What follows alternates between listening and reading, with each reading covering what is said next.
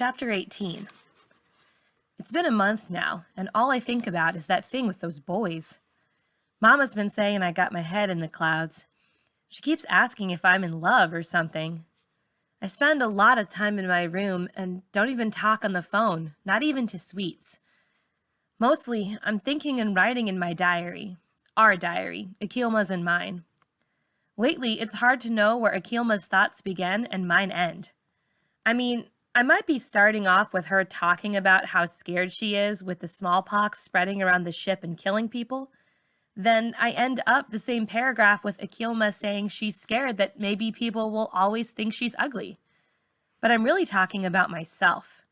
I'm scared people will always think I'm ugly. Miss Saunders says it's good that I'm getting so close to Akilma. Good writers get close to their characters, Miss Saunders says.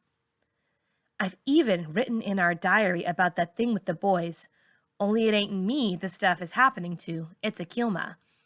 She's up there on the boat, up on deck when the men running the ship come after her. Dear diary, where do you run when there's no place to run? They had me trapped. I could see no way out. Then I scratched one on the face, bit the other on his fat, dirty hands. And when I was running to hide deep in the crowd up there, I saw someone I knew. It was Kanjari. Kanjari is not dead. Akilma. I showed this last part to Miss Saunders. She said this is powerful stuff. Writing is clearly one of your gifts, Maglika, she said. I know it sounds stupid, but when I was leaving Miss Saunders' classroom, I hugged them papers to my chest like they was some boy I've been wanting to press up against for weeks. It feels good doing something that not everybody can do. Mama got a saying, don't go getting full of yourself, 'cause soon as you do, somebody's gonna come and let the wind out of your sails. Today, that somebody is Char. She sees me walking down the hall like I'm wearing clouds for shoes. Why you looking all stupid? She asks, plucking me upside the head. Like a dummy, I tell her about Miss Saunders and my work. Soon as the words are out, I want to kick myself. I said I wasn't telling nobody about this. Now look what I did. You Miss Saunders' pet anyhow, Char says, sticking gum in her mouth. She got you that job in the office just to keep you away from me, I bet. I start to tell Char that ain't so, but she don't want to listen. We're hanging out in the bathroom next period. You coming? She asks. I have to work, I say. That's what good little slaves do, obey their masters, right? If Char knew, really knew, what girls like Akilma went through, she wouldn't be talking down slaves.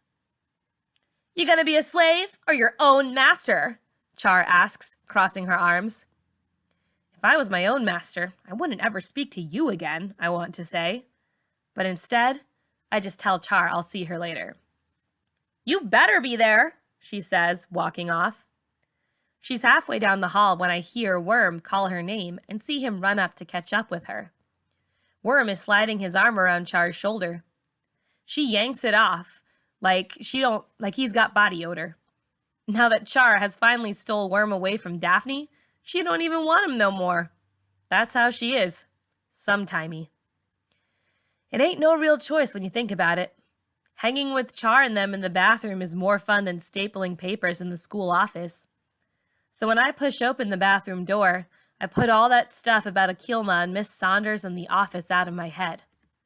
Hanging out in the bathroom is party time, Char likes to say. So I go in there ready to have a good time. I scoot myself up on the sink and kick off my shoes.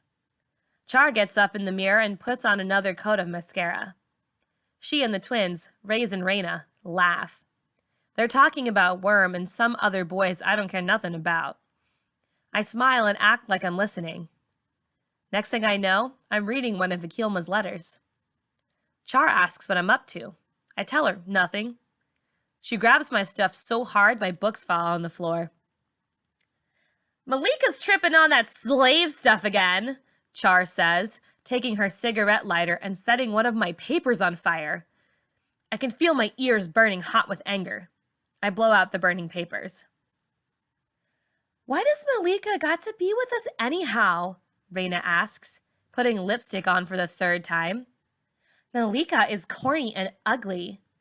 Raze sticks her face in the mirror right alongside her sister's. A matching set. It used to be fun watching Malika half kill herself learning to smoke, Raina says, cutting her eyes at me. But Malika's just a pain now, says Raze.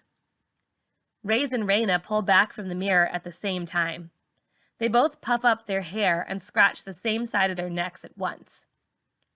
Char says the only reason she lets me hang with her in the first place is to get her grades up. It seems like it's been forever and they ain't up yet, Raina says.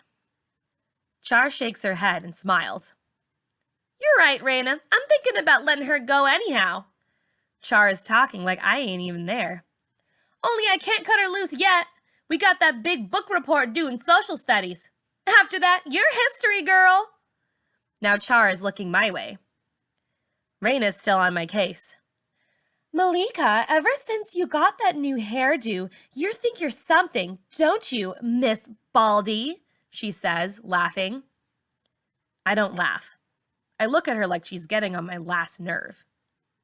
Next thing I know, cigarette smoke is everywhere, and Raze is showing us how to do some new dance. Char asks me to hold her cigarette. She digs in her purse and takes out a marker. She writes her name in big black letters on the wall near the sink. Charlize Jones.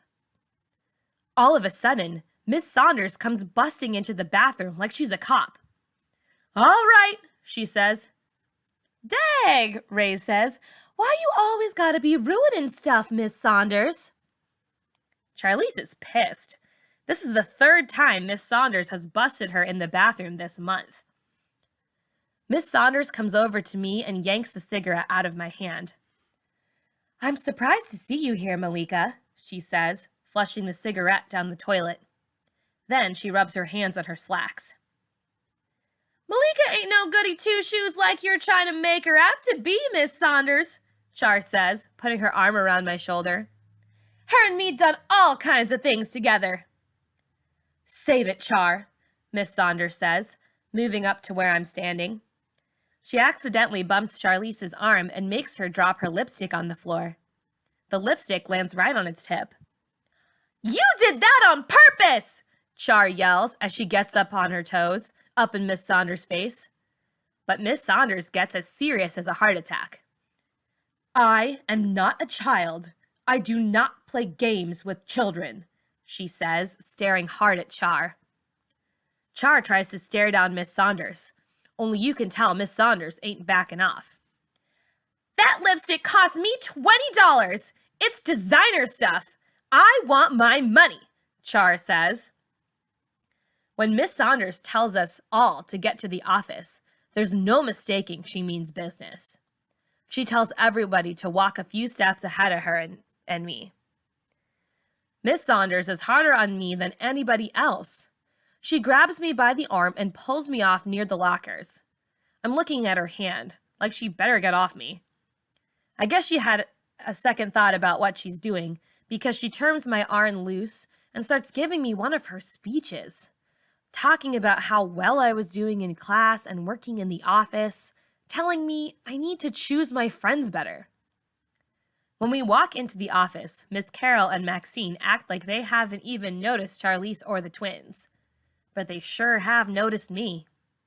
I swear I can see the corner of Maxine's mouth going up, like she's holding back a smirk. A teacher standing in the office asks what's happened. Miss Saunders says we were cutting class in the bathroom, smoking, destroying property.